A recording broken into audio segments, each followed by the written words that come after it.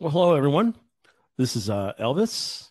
Welcome back to the Elvis Dice channel, covering solo RPG for Dungeons and Dragons 5e. And this is how I do it. Today we're going to cover mapping, and this is again the product that I use and how I integrated it into to the campaign that I'm running of the Dragons of Ice Spire Peak from the Essentials kit. So far, so good. The options that are available out there for people who are starting out. Obviously, you can take the pen and paper approach. In fact, when I first started, that's exactly what I did. I literally just grabbed a sheet of paper, drew a room, and added the. I was using pennies for the monsters and dimes for my characters, and it was fine. I mean, I think I did um,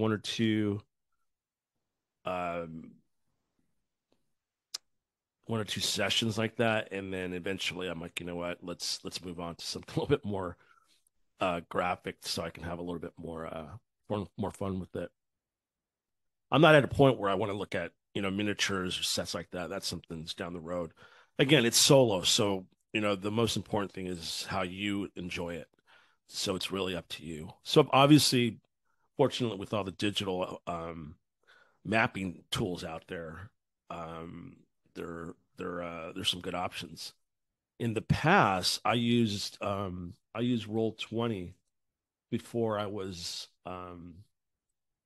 before I was gaming. I mean, excuse me, before I was solo playing. I would jump into Roll20, hop on a table, and play, and it was good. The only thing is with Roll20, it's a very it's a more of a robust system, and it's got a lot of features, and it's very you know it's I wouldn't call it heavy. It's definitely easy to work with, but I think for the solo, I wanted to find something a little bit more quick and easy, streamlined, and something that works. So I looked around, and then someone told me to check out Foundry, but I'm not ready to purchase something. I'm open to the idea to purchase it if it's really good and so forth. But this one looks really good. I think this probably adds even more elements compared to say Roll20 from a graphical perspective. Um, it looks like it's got a clean setup and so forth. But I was gonna try the demo, but I'm like, you know what? Let me see if there's anything else. Just to start with. Again, it's solo play, and what I found was Owlbear Rodeo, and to me, again, this is like this is the sweet spot. I've covered things from or I've talked about in other videos. I've talked about you know Oracle systems, and then I've tried different ones. And to me, again, I've been finding sweet spots for me and how I've implemented on my side. So Albert Rodeo, I think is great. It's a free. You click on start game or you can join. It's um, very easy to use. I can import maps and so forth. So here's an example of what I've imported from. So I'm playing the I Spire Peak campaign, and the main setting is Fallon Din, and then I've already added tokens to represent the main characters, and then some of my actual excuse me, the main NPCs, and then my characters are strewn about. So depending on what they're doing in town, I can have them go there and so forth. So it's nice and easy, and I can import. So if I'm actually running a mission, like for example the dwarven excavation mission, um, this is what I use, and I find these online. I went to Pinterest and I talked. There was a couple of people who had created these, and I asked if I can use them. They said totally fine, so no worries.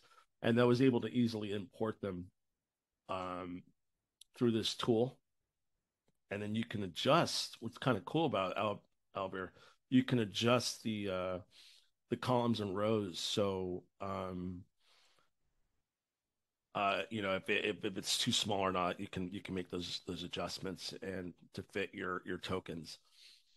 And also tokens are really easy to import. You just drag and drop. So if you have a token, you can just drag and drop them. And I've already created my four characters here. And what's nice is if I open another map and let's just say, I don't know, let's just pick this Road to Fandalen map. There's really nothing there. I can just quickly drag and drop, um, just drag and drop them there. Just resize it, and then whatever. That's sure, very easy, very easy. So it's kind of it's cool with that. One other another nice feature that I really like to use is the I personally think they have a dice 3D dice roller system that works really well. At least it does for me. So there's everyone's got dice rollers. This is you know nice and easy. What I do, and again, I'm going to talk about initiative and how I use initiative a little different compared to what the actual rules, because I know initiative. I don't want to go into too much of a tangent here, but initiative traditionally everyone rolls and then the highest, and you add your modifiers and so forth, and then the highest goes, and then it's like almost like a batting order. Okay, you go, you go, you go, you go. I've been doing my own research and looking to modify that a little bit. So for instance, say I have my four characters and these two orcs go. Uh, I'll just pick a color for say, all right, let's just say blue is the characters. So let's go one, two, three, four, and then let's say red for the orcs. Let's roll, and I'll just take the order of one, two, three, four based off my guy. Usually the order is for my walking orders: Demko, Gilver, Kelman the wizard, and then Landon the rear. So let's go with that. Okay, so I'll go one, two, three, four. So six, Demko. I already know he adds +3, so he gets a 9. 18, Gilver. 15 for the first orc. 11, common. 3, second orc. 6. Everyone makes their move at that point. And then I'll go into a little bit more detail on that. So in this case, um, it would be Gilbert takes a charge,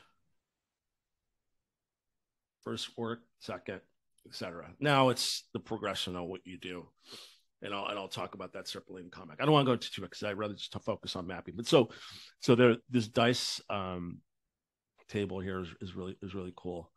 And then if I want to just obviously clear it and then pick something else. Say I'm consulting the Oracle. Um, let's say it's 1 to 12, 9, and then let's say with the condition. Nice. So there you go. Easy peasy. And then they offer a couple of features. Again, this is not as a robust system. It's again quick, easy. I've even tried it on my phone. Works. Um, and you can even play in that way, or just mess around. I've imported all these tokens. I plan to do more. It's just all based off the scenario that I've created as far as um, following the module. Like I think I just mentioned in Fandalen, these are all the main um, these are all the main characters that oops, these are all the main as far as these are all the main NPCs that I've already basically put them in the proper location. Like Harbin, if you're familiar with the module, Harbin is the town council, the main town council, and we go to him and he has missions for us on a bulletin board, and then you talk with him, and then he pays you the gold or the whatever. And then these are the other. other main, you got Smitty, you got the sister Garlel, she's the head of the order for um, the shrine, and so forth. Just the main ones that. So if I have, say, I have one of my guys wants to go talk to her during a town session. This is what I would use, and then I already have the Sword Coast North map, which covers basically, you know, travel across, areas because it does, and these are all the main points. So say if I'm going from Fangdalen to let's just say let's say I'm going to take the road to Coneyberry up here in the northeast. That's 1, 2, 3. So for every hex, I usually roll to see if anything happens. I'll consult the oracle, and then go from there. It's just more just to keep things, you know, um, spice things up. See what happens. Whether I run into an NPC or actually have an encounter, or nothing happens, or weather, and those are things that'll come about. So that's cool with that. Let's see what else. Um, I've even started, my campaigns evolving, so I'm adding new little areas based off this map, and I'll go into those details later or in another video, where I'm introducing new little situations based off of, and that's kind of where the fun part of building this whole world that's come about.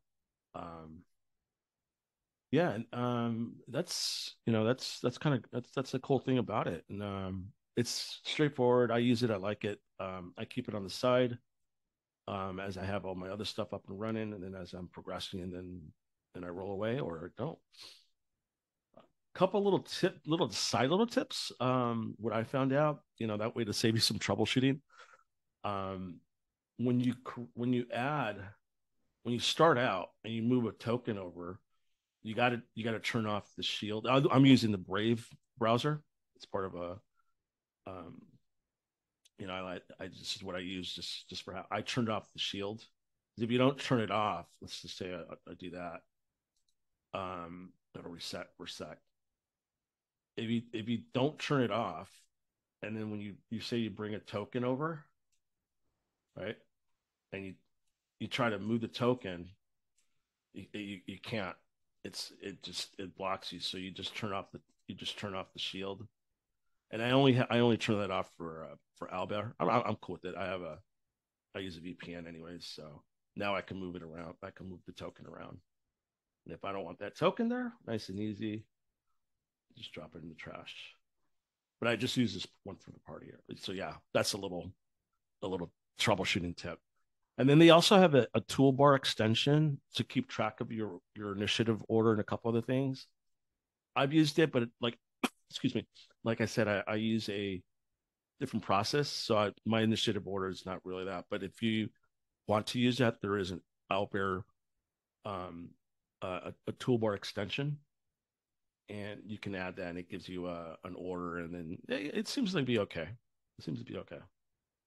What I would like is if I can, for the dice, if I can put assign the dice per character or NPC, and then have them roll that would be cool. But that's all right. It works.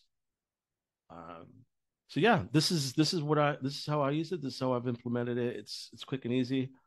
Nothing out of the ordinary. But for those who are new, give it a whirl and see what you like. Well, that should cover it this session. Thank you very much. We'll talk soon. And again, please subscribe, like, comment, helps build the channel. And I appreciate this. Thank you very much. Dungeon closed.